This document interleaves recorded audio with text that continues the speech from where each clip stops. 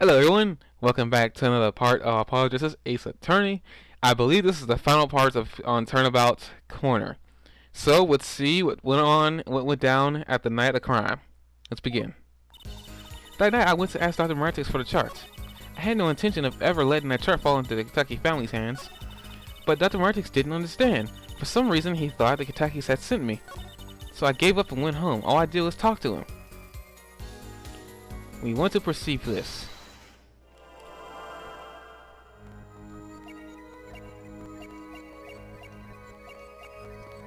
You better look at this hand right here, near Scott, because she's been showing this picture for the longest time.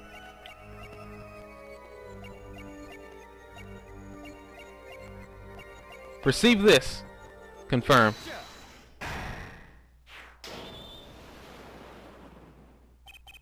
All I did was talk and lie. What? Show me proof. I'm pretty sure about one.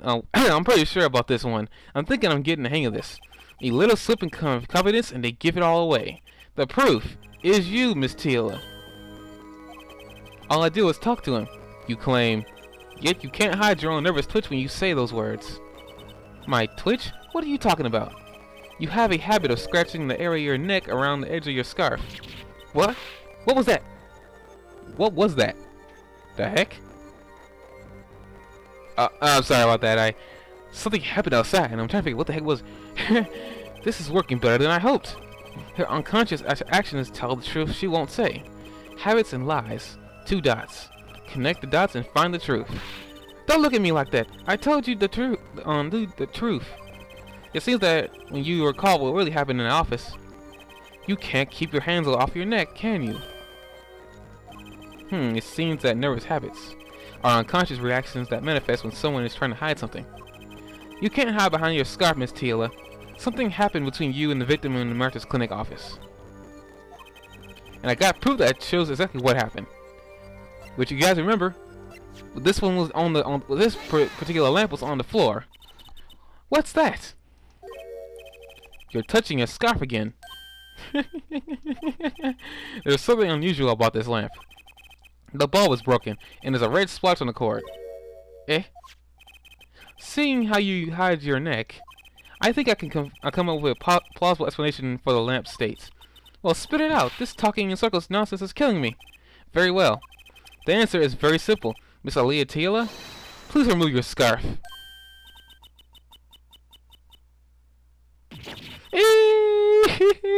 She did it again.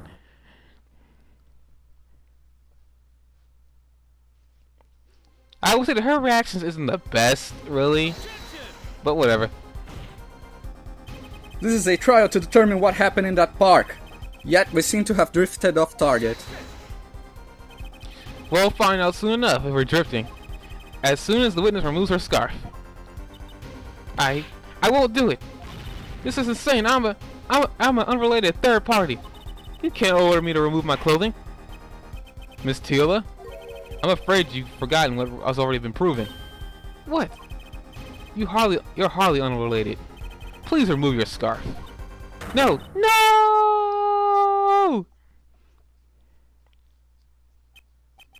I knew it. So I was right, wasn't I, Miss Aaliyah Teela? Yep, you were strangled. Your neck. That isn't what I think it is. Something did happen that night at the Martha's Clinic. You need to get that chart back no matter what it took. Even if you had to steal your fiance's pistol to do it. But wait. Looking at this lamp in the witness's neck, it looks like the very opposite happened. Exactly. The victim in the clinic that night was this witness. Specifically, you tried to threaten Dr. Martix and he attacked you. That's what happened that night at the Martha's Clinic.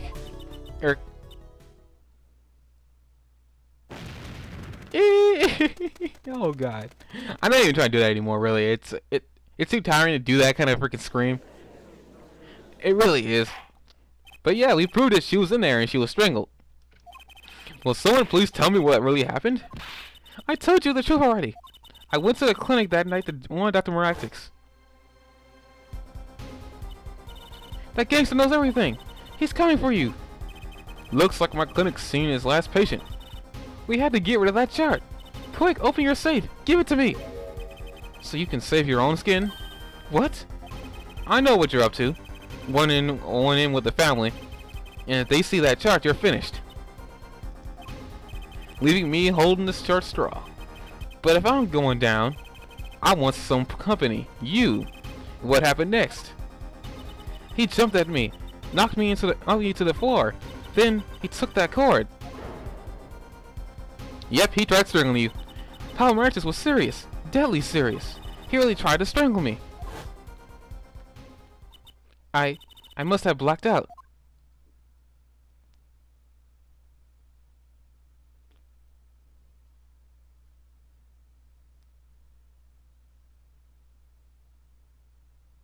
It got all silent.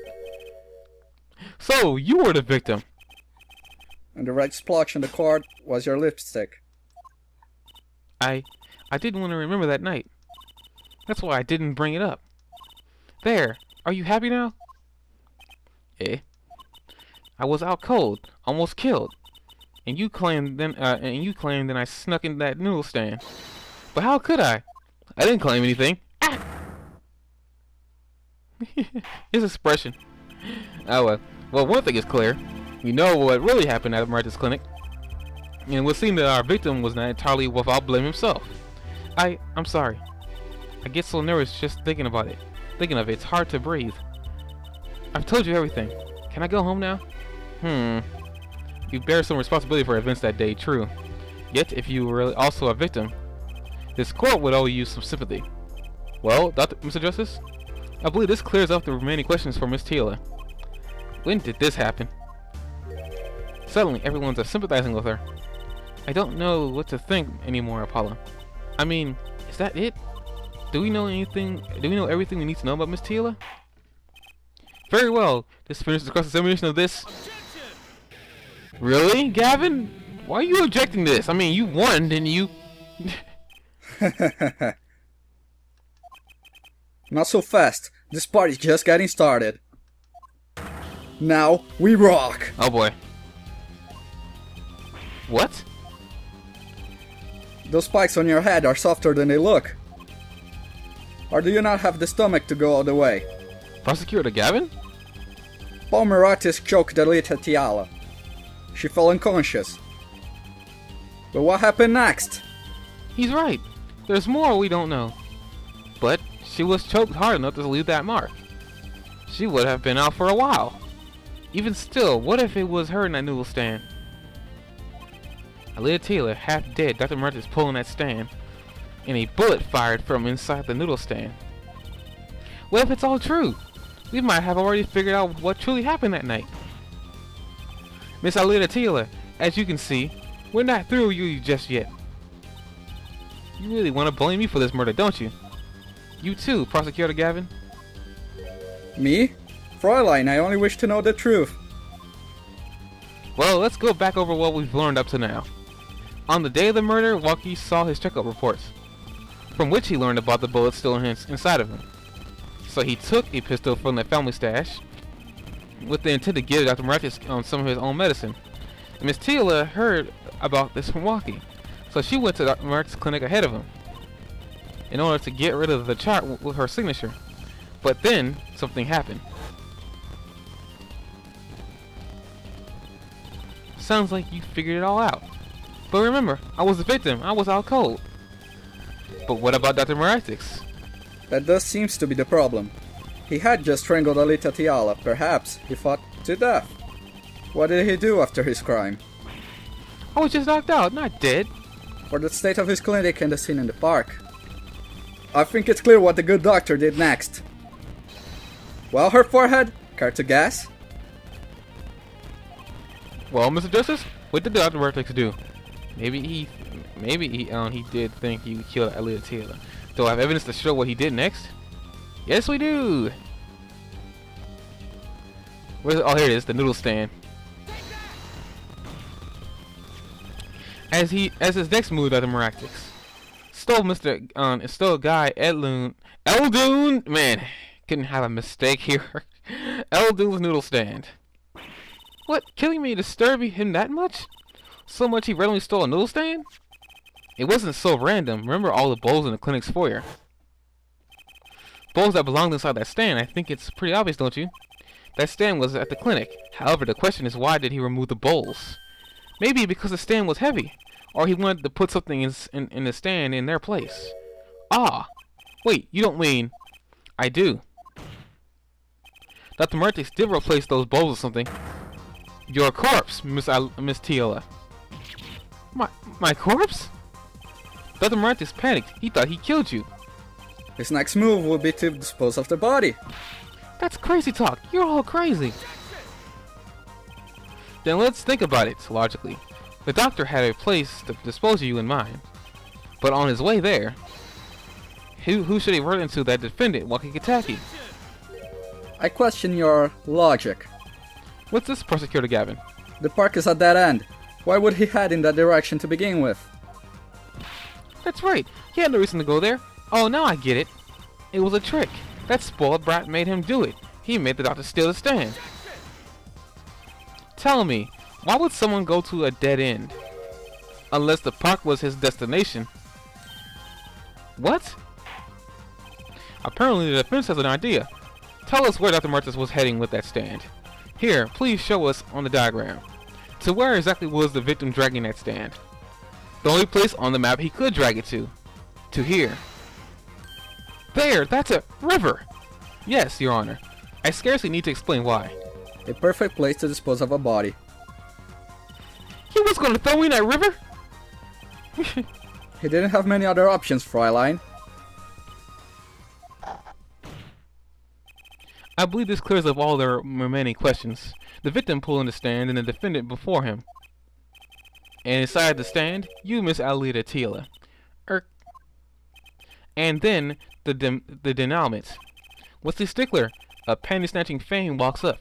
Seeing the two men, he shouts in that instant.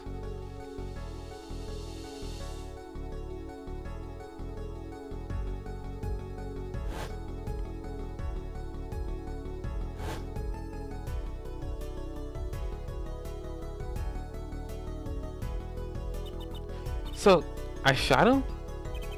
You were the only one who could have stolen Walkie's pistol. It had to be you. Well, Miss Tila.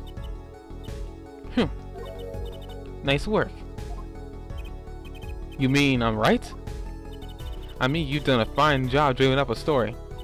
To get that spoiled brat off the hook. You're the one who's dreaming. Apollo's backed up everything he said with facts. If you're so sure he's making it up, give us another reason. How was Dr. Martis pulling that stand through the park? Who knows? But there's one gaping hole in your logic. I think Mr. Gavin knows whereof I speak. Whereof what? I can't believe she's still trying to deny this. Is this true, Prosecutor Gavin? Must I always be the one to point out her forehead's errors? Maybe there really is something. I believe the Fräulein speaks of her doctor's car. His car? That's right, the Martis clinic has that big garage, in which sat a green sports car, was it? Why would he steal the stand in the first place? If he wanted to carry a body, he would have used his car. And so we find our victim without probable cause to steal the stand, and our defense without a case. I have an idea. You know that green car? I bet it wouldn't run because it was broken. Ah, what an excellent counter-argument, Fräulein. Too bad you're quite wrong. Eh? Don't tell me you've forgotten what happened to your daddy. That's right. That night, the car that hit Mr. Wright was that green sports car. Oh yes, I nearly forgot about it. Afterward, he drove it back to the garage. It ran fine. That's right. So why didn't he use his beloved sports car, Eric? A glaring contradiction, to be sure. More glaring than your forehead. You know what, Gavin? No. No! You know what, Gavin? You know what, Gavin? You. Order. Well, Mr. Justice, why didn't Martis use his car to carry the body? Is that a grown-up surrender I hear? Some advice. Now's a good time to reveal all you know. Everything you've learned over the last 2 days. Everything I've learned. Mr. Justice, this contradiction casts doubt on your entire case. This is truly your last chance. The defense will explain to us what happened that night. The car didn't run. I have an idea. It's all coming together. That night, Dr. Martis couldn't use his car. Ha! Now you're making even less sense than usual. Not according to my information, Miss Teela. Put one and one together, and the explanation is simple. If it's so simple, perhaps you can show us some evidence. Show us proof why the car wouldn't run that night. And I think, if I remember correctly, we found Trussy's panties in the tailpipe. Let's see now. Panties again? All sorts of things come out of my panties. Even the truth. Really? Another crime was committed that night of the murder. The theft of these panties, the latest in the string of similar thefts actually, but that night, the snatcher was caught in the act. A brave young girl chased the thief until he hid in the Martis clinic garage. What? The snatcher hid the panties there before running. Perhaps someone in this court remembers where he hid them. Why? Weren't they found in the car's exhaust pipe? Exactly. By the way, I've learned something yesterday. A very important piece of information. And I learned it from you, Prosecutor Gavin. So you were here investigating? I'm not gonna bother putting in his voice for these flashbacks. There's no point.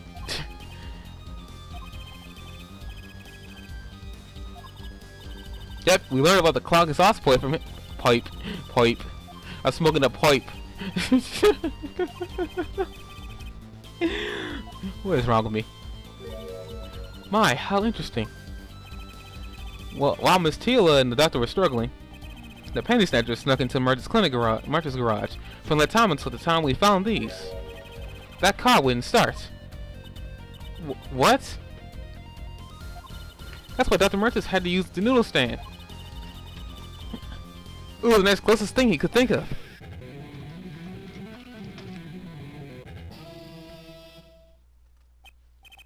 Well, Miss Teela?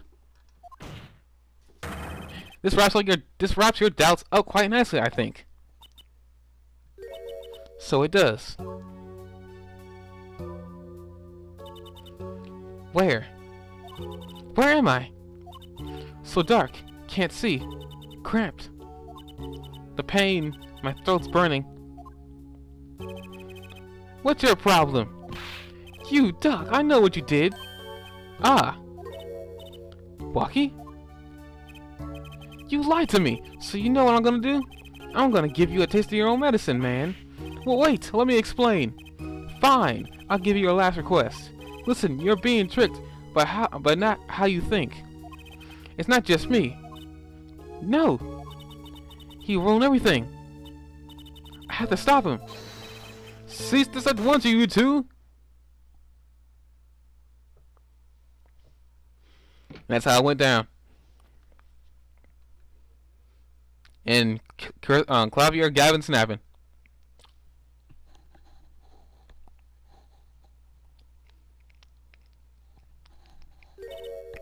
Funny, this isn't the way it was supposed to turn out. Oh well, too bad. I told you she's evil. Evil! There's still one mystery. How did you manage to disappear from that stand? In the silence after the shot, I heard the witness running. I believe we heard as much from Wesley's state to use a public phone to inform the police. Which is when I made my escape. Which is when you left that slipper print. Dr. Martis didn't bother taking my slippers off. I threw them out after I stepped in that paint, though. That was your mistake. No, my biggest mistake was coming to you for your help, Mr. Justice. Eh? I believe in you. I believed in you. You and your anything agency.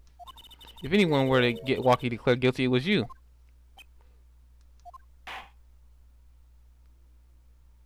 Meh. I believe we've reached a conclusion of sorts.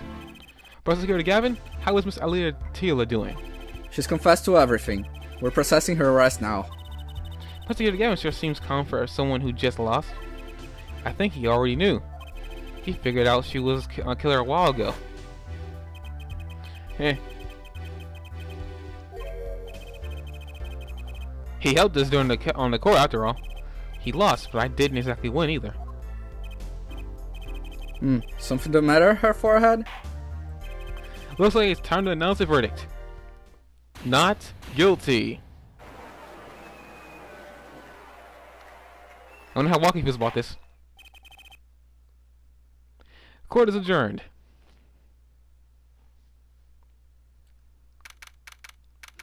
June 17th, 4:12 p.m. District Court, Defendant Lobby number 2. Great job, Paulo, you did it. Yeah, we did somehow. Walkie's off the hook. Free to become the gangster he always wanted to be.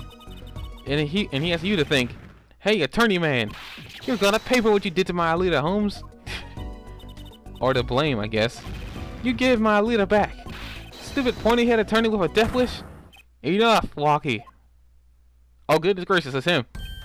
Ah, Mr. Kataki. It's high time you opened your eyes, Walkie. What do you know, old man? I think it's about time you opened yours. Giving up the life trying to become some kind of businessman. Don't talk about what you don't understand, Walkie. I'm afraid the guard is going to throw them both out. If not in jail, wouldn't that be a happy ending? Hey, maybe we can help them out. We know why Mr. Kentucky needs to make so much money. Maybe we should tell Walkie. Oh, Walkie, Apollo has something to tell you. Huh? I do? Way to put me on the spot. Eh? What's that? Show him the reason why, Apollo. Here goes. His chart. Think about it, Walkie. Think about your condition. I talked with your mother a little plum yesterday. It pays, but we need a lot of money right now. Clean money, that is. She doesn't mean. You aren't really, are you? I searched the globe, and I found one. A doctor who could take that bullet out of you, Walkie. But it's an expensive procedure. Man, but you got plenty of money already, don't you? I won't use it. It was the gangster life that did this to you, Walkie. I want to help you, and I want to do it clean. Oh my God, he opened his eyes. Please understand, Walkie. Dad.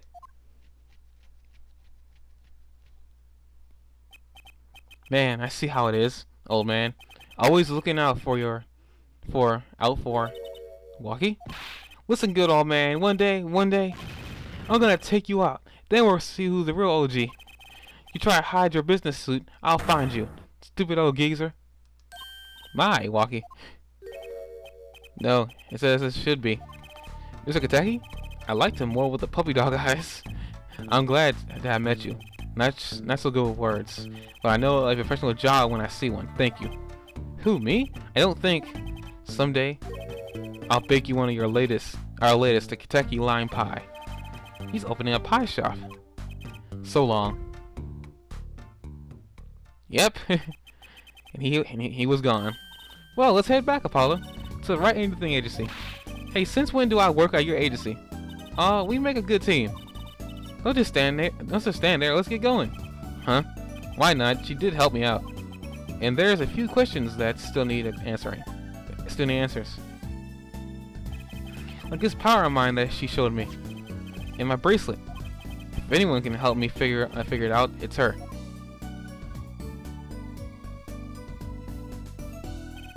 Though I can't say I care much for what her father has to become. Oh, that's right. We have to go someplace first. Huh? Where? Why? To claim our reward from Mr. Eldoon. Ah, Salty Noodle's right. He's got his stand back already. Oh, and after that, you can come see my show. With a special appearance by Mr. Amazing Hat. Here we go again. Oh, it's a special, alright. Please, anything but him. I guess that's the end, guys. Hope you enjoyed case 2. It was a real slow case, but you know, I guess everything can't be too fast-paced. So we'll begin the next case, Turnabout Serenade, next week. See you guys then.